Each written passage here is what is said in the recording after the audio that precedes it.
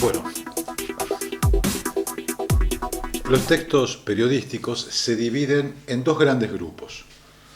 Los informativos, cuyo propósito es darnos información sobre un hecho que sucedió. Y por el otro lado, los de opinión, que tratan de darnos información sobre la interpretación que alguien hace de eso que ocurrió. En ambos casos se refieren a hechos de interés general y de actualidad. A nadie le interesa opinar sobre algo que a nadie le interesa leer.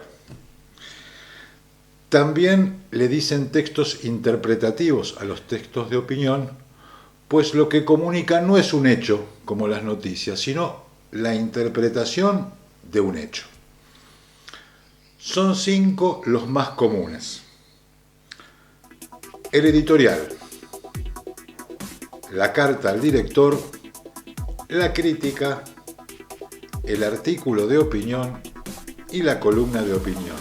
Hoy nos centraremos en la columna de opinión. ¿Quiénes son los que opinan en las columnas de opinión?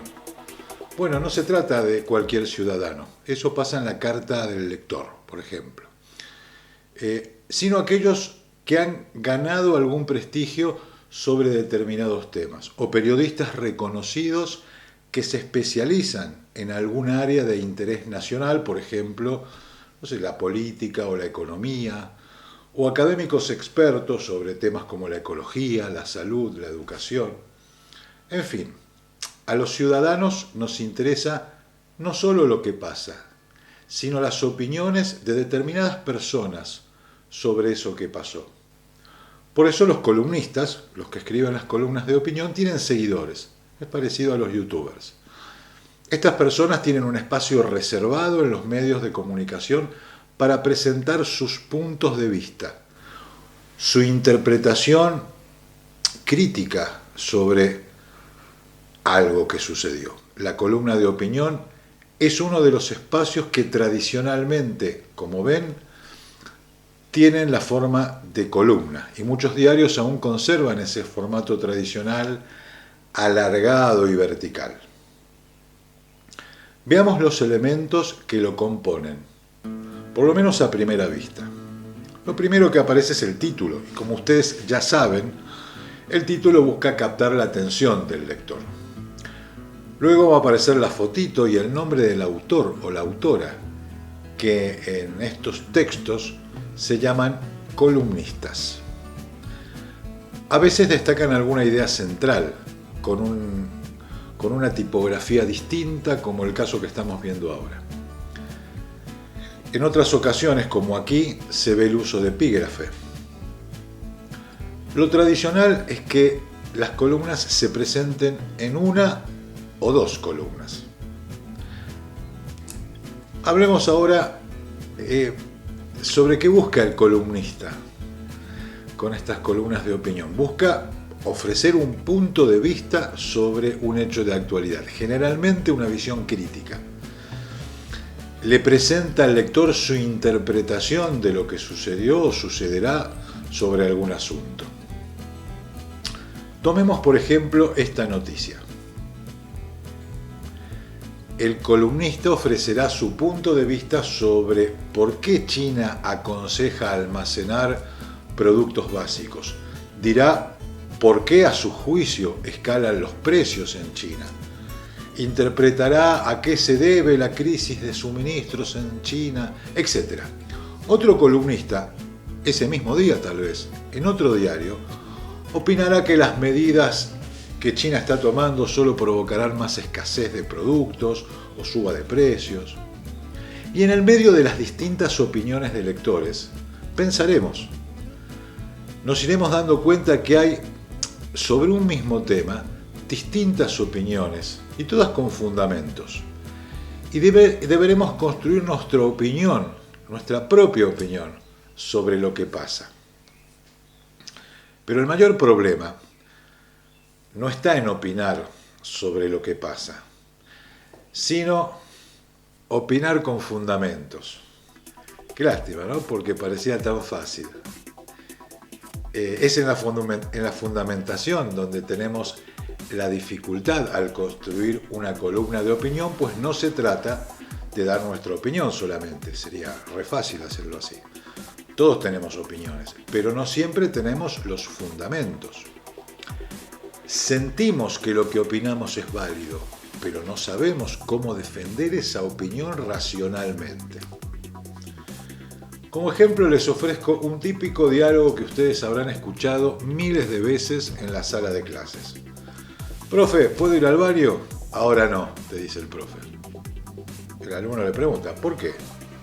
Porque acabas de venir del recreo. Ah, profe, yo opino que es injusto. ¿Por qué es injusto?, le pregunta el profesor.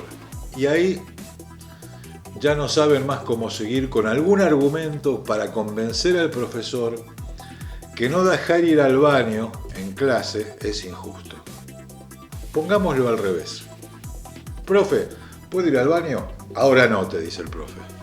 ¿Por qué, tío? Porque me estás chamullando. Solo quieres capear clase, te dice el profe. Bueno, aquí que me disculpe el profe, pero no está dando él un argumento. Solo está dando una opinión más, una opinión subjetiva. Él considera que está tratando de capear clase o que lo está chamullando. Es una respuesta, sí está bien, pero no es un argumento.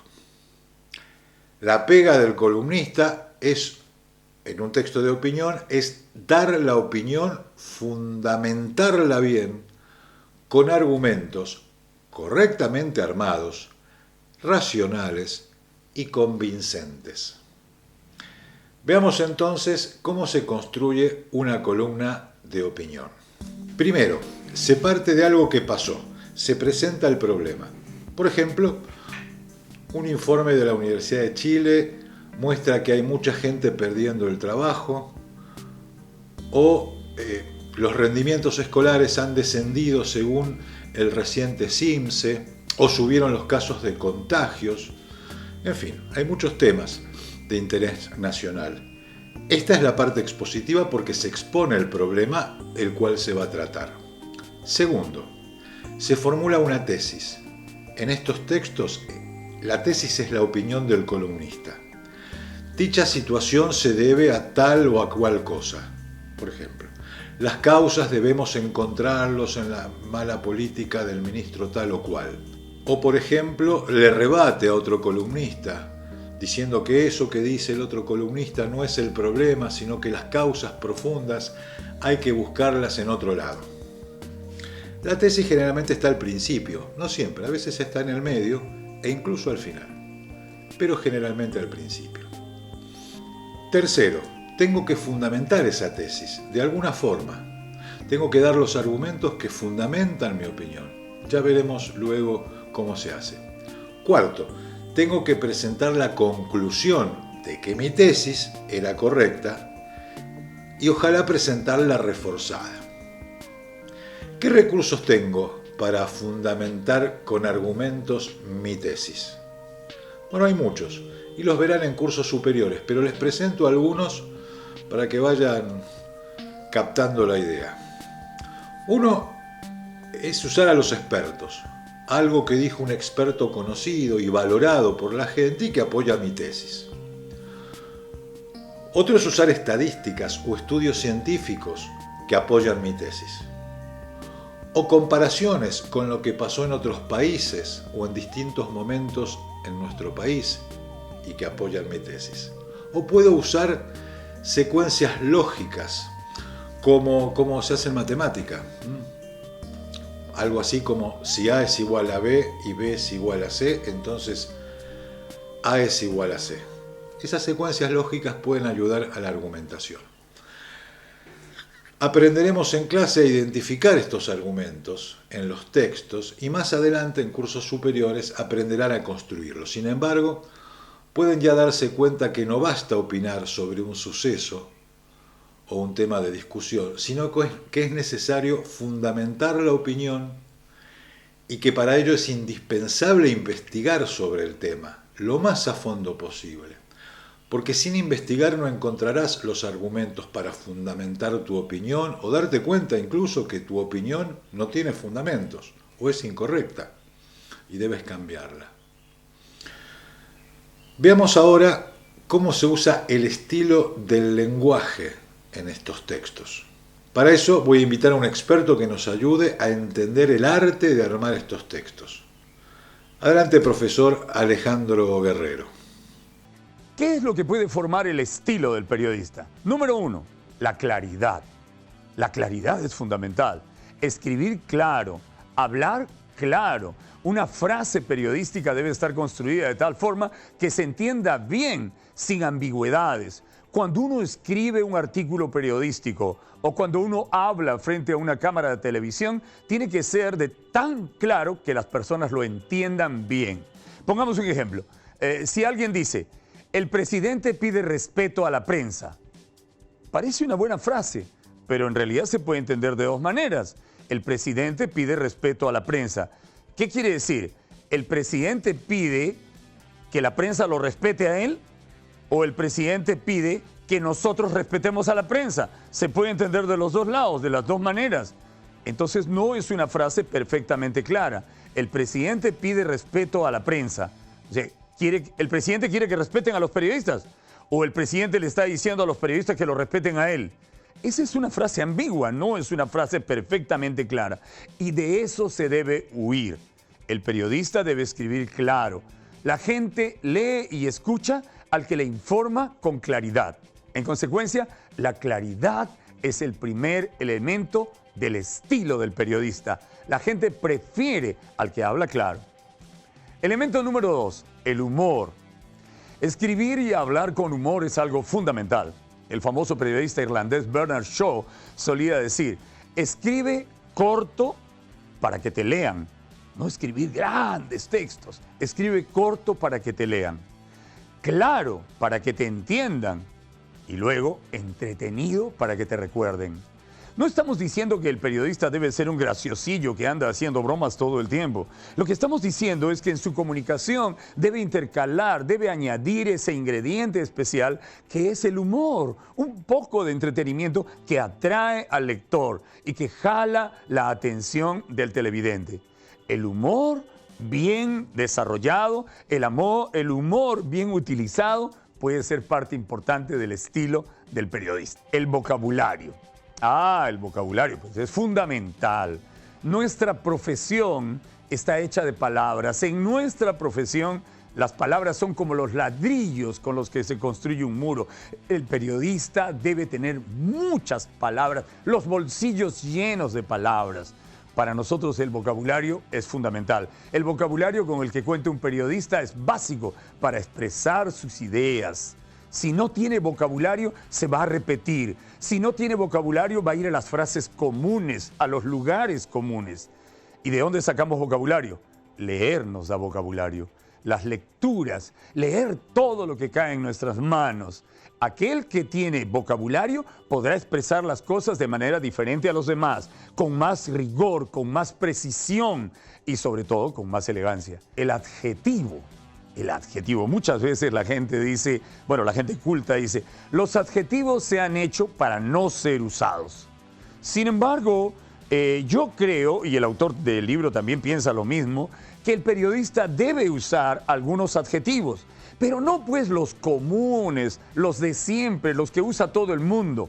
El periodista debe desarrollar su propio arsenal de adjetivos. El periodista debe tener su propio pequeño diccionario de adjetivos que él va a utilizar. Los va a incorporar en sus textos o los va a poner en sus textos, en sus locuciones para televisión.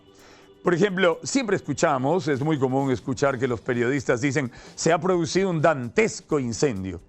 Y siempre se repite, dantesco incendio, un dantesco incendio para referirse a un incendio muy grande y destructivo. Yo no sé qué hubiera pasado si Dante no hubiera escrito la Divina Comedia, no habría de dónde sacar otro adjetivo, pero se pueden apelar a otras frases, salir de esa frase común. Un devastador incendio, un destructor incendio, un aterrador, un terrible. Buscar un adjetivo que sea diferente al que todos apelan. Se dice un edificio alto, se podría decir un edificio colosal. que es un adjetivo que poca gente usa. La mayoría de la gente dice un hombre flaco. En lugar de decir un hombre flaco, un periodista mucho más leído podría decir un hombre enjuto. Es diferente, ¿no? O también se puede decir un excelente trabajador, pero es bastante común. Se puede decir un trabajador impecable. En consecuencia, sí se pueden usar los adjetivos y los adjetivos pueden formar parte del estilo del periodista siempre y cuando él los busque con cuidado y, como dije al inicio, los tenga como un arsenal especial que solo él utiliza y que el público va a reconocer. La metáfora.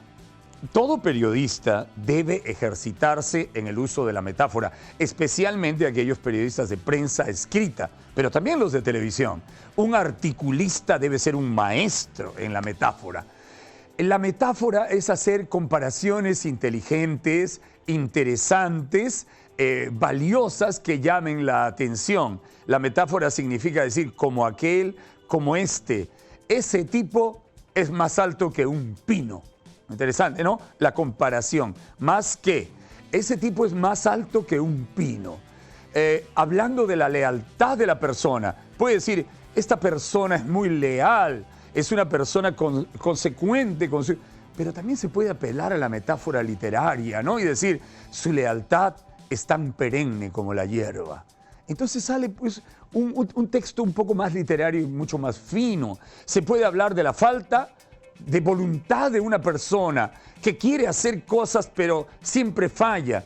Podemos apelar a la metáfora y hacer una comparación y decir, su voluntad es tan cambiante como el viento. El periodista debe especializarse en el uso de las metáforas interesantes, imaginativas. Eso también formará parte de su estilo. Y finalmente, el último se refiere precisamente a un elemento más y es el remate. El remate. El remate es la frase final de un artículo escrito o es la frase final de una locución en un reportaje para televisión. El remate es fundamental. A ese hay que dedicarle la mayor atención, ponerle el mayor cuidado, porque el remate, la última frase, es lo que el público más recuerda. La última frase de un artículo es el sabor con el que se queda el lector. Es la última frase que oye el televidente. Entonces el remate debe ser escrito con mucho cuidado. Ahí hay que poner la frase final. Tal vez en el remate hay que poner la ironía. Tal vez en el remate hay que poner el humor. Tal vez en el remate hay que poner la metáfora. Pero el remate debe ser el sello final.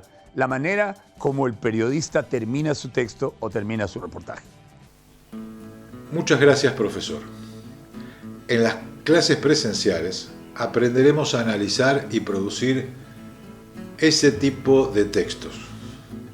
Al menos eso intentaremos, en mi opinión. En clase aprenderemos a usar los marcadores textuales más comunes en este tipo de textos, ya que son muy útiles a la hora de producir textos argumentativos o expositivos. Les doy un avance sobre el tema. Una marca textual es una oración que se emplea para conectar diferentes partes de un texto con el objetivo de que la lectura sea más simple y agradable ante los ojos del lector. Y también repasaremos algo de gramática, fundamentalmente los adverbios, que son muy útiles para construir este tipo de textos. ¿Qué esperamos de ustedes? Que ejerzan más plenamente su ciudadanía en la medida que vayan creciendo. Y para ello es indispensable que aprendamos a acercarnos críticamente a los textos periodísticos. Investiguemos antes de opinar y aprendamos a fundamentar nuestras opiniones. Nos vemos entonces en la próxima, donde profundizaremos un poco más sobre cómo construir buenos argumentos y otros recursos para producir textos de este tipo. Profe, ¿puedo ir al servicio? Es que no me aguanto.